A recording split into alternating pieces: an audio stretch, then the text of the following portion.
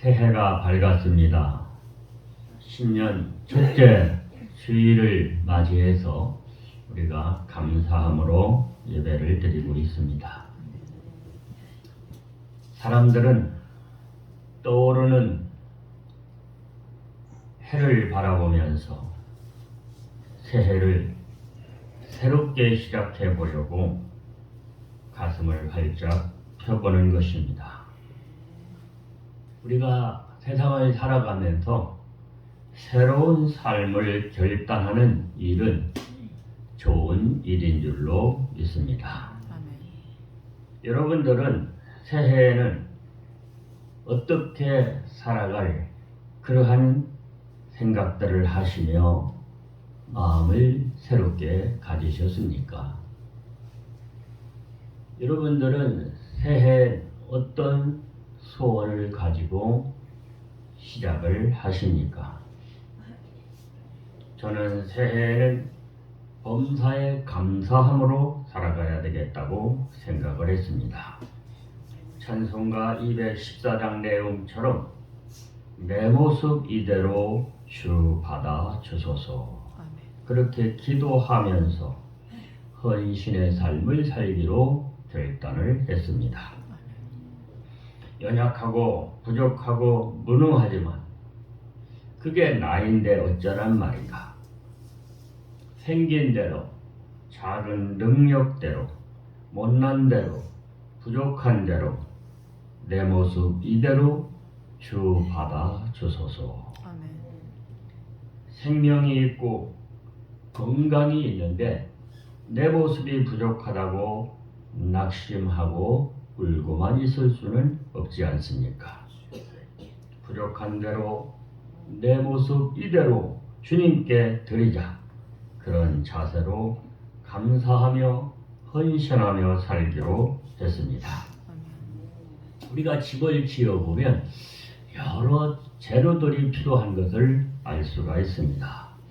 돌도, 흙도, 세멘트도, 철근도, 못도 여러 종류가 필요한데 다 쓸모가 있는 것을 알 수가 있습니다. 어떤 것은 너무 많아서 옆으로 밀쳐 놓는 것도 있는데 그렇다고 버려지는 것이 아니라 다른 일에 다음에 또 쓰는 것을 볼 수가 있습니다. 주님을 위한 일에도 모든 사람이 다 필요합니다. 필요하기 때문에 주님이 우리를 부르신 것입니다. 중요한 것은 내 모습 이대로 주 받아 주소서인 것입니다. 감사함으로 헌신의 자세를 갖는 것입니다. 하나님은 우리 자본교회 성도 한 분 한 분이 새해를 맞이해서 이러한 새로운 삶을 살기 위한 결단을 하기를 원하시는 것입니다.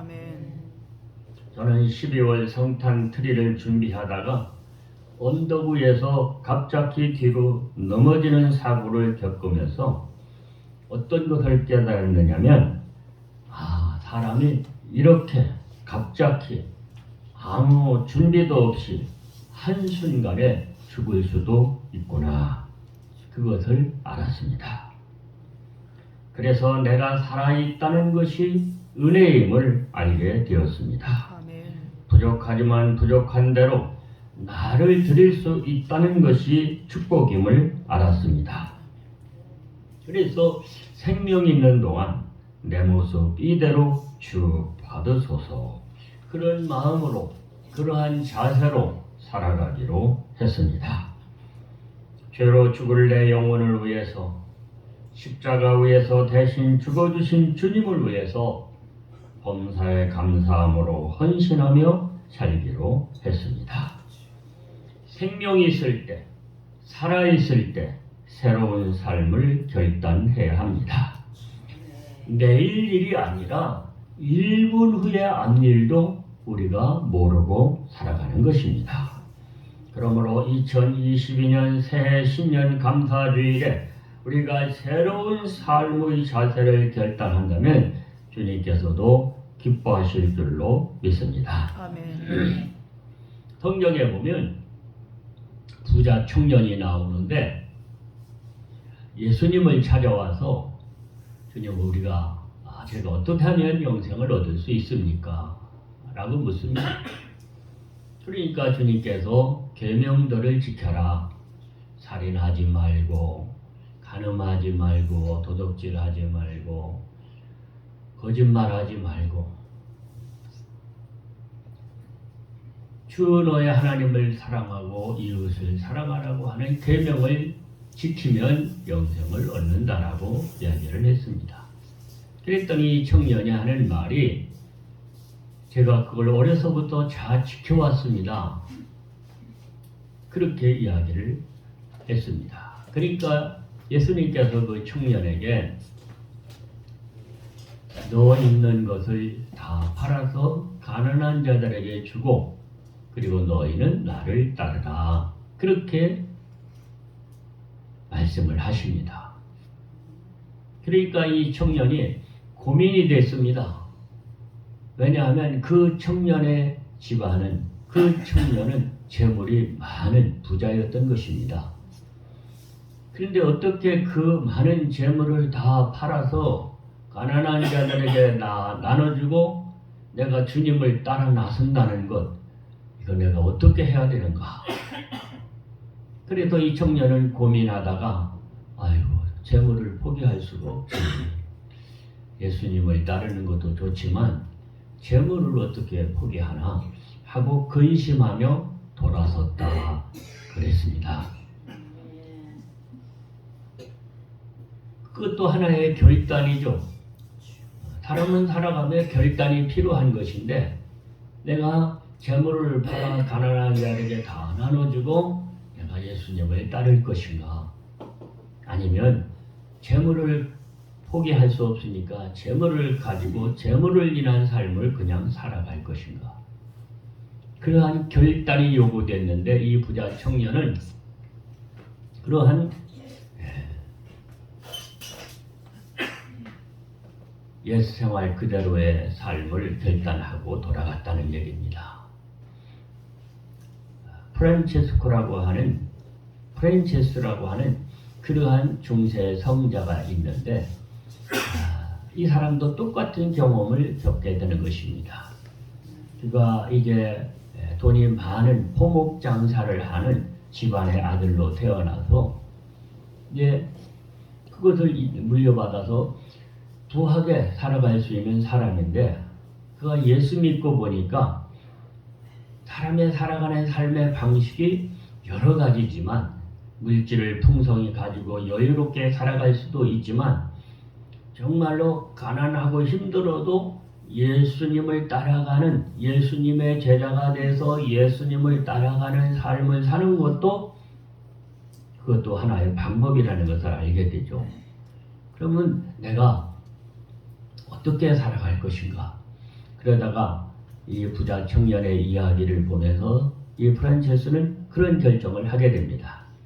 나는 내게 있는 재물을 한번 다 팔아서 가난한 자들에게 정말 나눠주고 정말로 예수님을 따라가는 삶을 살아보겠다. 그렇게 실천을 한 사람이 있습니다.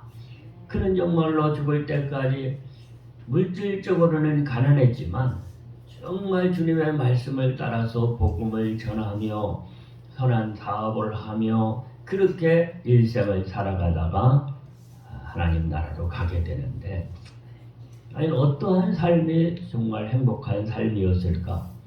그것은 각자가 판단해야 되겠지만 이 사람은 모든 것이 너무 감사했던 사람입니다. 가난했지만 예수님을 따라서 전도하며 선한 일을 하며 하루하루 살아가는 그 삶이 너무 감사해요. 이렇게 사람들은 어떤 삶의 결단을 필요로 할 때가 있다는 것을 우리는 알게 되는 것입니다. 부자 청년은 그렇게 결단을 했지만 프란체스코는 그렇게 결단을 했지만 오늘 성경 본문에 보니까 예수님은 12제자가 있었는데 그 중에 3명의 예수님이 특별히 이렇게 사랑하는 그러한 제자가 있었습니다. 그게 누굽니까? 오늘 본문 나오는 사람, 오늘 본문 말씀을 통해서 보니까 베드로와 야고보와 요한인 것입니다. 이 세 제자의 직업은 뭐였냐면 어부였습니다. 고기를 잡는 사람들이었습니다. 그런데 예수님께서 그 바닷가에 나가서 말씀을 전하는 일을 하시게 됐는데, 그때 마침 이 고기를 잡고 돌아와서 그물을 손질하고 있는 베드로와 야고보와 요한도 예수님의 말씀을, 그물을 손질하면서도 예수님의 말씀을 듣고 있었던 것입니다. 근데 예수님의 말씀을 들어보니까 다 은혜 가지고 다 좋은 말씀이다 그 말이죠. 그래서 마음에 감동을 받습니다. 저분이 누구신지는 잘 몰라도 저분이 하시는 말씀을 들어보니까 다 옳다. 정말 감동이다. 어떻게 저 말씀대로 우리가 살아갈 수 있을까? 이제 그런 은혜를 받은 것입니다. 이 청년들이. 그래서 이제 그물 손질을 하고 있는 그러한 베드로와 야고보와 요한에게 예수님께서 그런 말씀을 하시는 것입니다. 그 중에 한 사람인 베드로에게 그런 말씀을 하셔요. 깊은 데로 가서 그물을 던져서 고기를 다시 잡으라고 하는 것입니다. 그러니까 이 베드로와 야고보와 요한, 이 어부 청년들이 고기를 잡으러 나갔다가 밤새 그물질을 했지만 고기를 한 마리도 못 잡고 허탈한 마음으로 힘이 쭉 빠져가지고 바닷가에 나와서 그물을 손질을 하고 있었다는 거죠. 그런데 예수님께서 말씀을 다 마치시고 하시는 말씀이 다시 바다로 들어가서 더 깊은 곳에다가 그물을 한번 내려가라. 그렇게 말씀을 하시는 것입니다. 여러분, 그러면 당신은 목수일을 하는 사람이고 우리들은 평생 바다에서 그물을 던져서 고기를 잡던 사람인데 밤에 나가서도 고기를 못 잡았는데 이 대낮에 어디 가서 깊은 데로 가서 그물을 던지라고 그러냐. 이제 끝났다. 고기 더 잡는 건 이제 끝났다. 이제 밤에 나가서 또 잡을 거다. 그렇게 할 수 있었을 거예요. 그런데 자기들의 생각, 상식 이것을 다 버리고 예수님께서 말씀하시는 대로 배를 끌고 다시 손질한 그물을 갖고 다시 바다로 나아가는 것을 볼 수가 있습니다. 여러분, 이게 쉬운 일일까요? 안 그렇습니다. 말씀을 듣고 그 말씀에 대한 은혜를 받고 믿음이 생겼기 때문에 그럴 수 있었던 거지, 그렇지 않으면 어림없는 일입니다. 여러분들이 고기를 다 잡고 그물을 이제 끌고 나와서 다 손질을 이렇게 하고 있는데, 제가 가서 여러분들에게 고기를 좀 잡으셨습니까? 오늘 어떻게 그물에 한 마리도 안 걸리네요. 그래서 그냥 지금 나와서 이렇게 그물을 손질하고 있어요. 그러면 제가 우리 이권사님 다시 그물을 가지고 그물도 앞에 그 깊은 데 가서 한번 더 그물을 쳐보시오. 그러면은 예 목사님 그럴까요? 여러분, 이게 쉬운 일이 아니, 쉬운 결단이에요. 내 경험과 내 상식이 있는데 그런 그 경험과 상식을 통해서 볼 때는 지금 나가서 그물을 던져봐야 안 된다는 것을 안단 말이에요. 그런데 이 베드로와 야고보와 요한, 또 베드로가 특별히 제가 말씀에 의지해서 한번 해보겠습니다. 그러고 그물을 다시 배에다 싣고 바다로 나가서 깊은 곳에 정말로 그물을 던져봤다, 그런 얘기입니다. 그랬더니 이게 그물이 묵직하고 잘 안 올라오는 거야.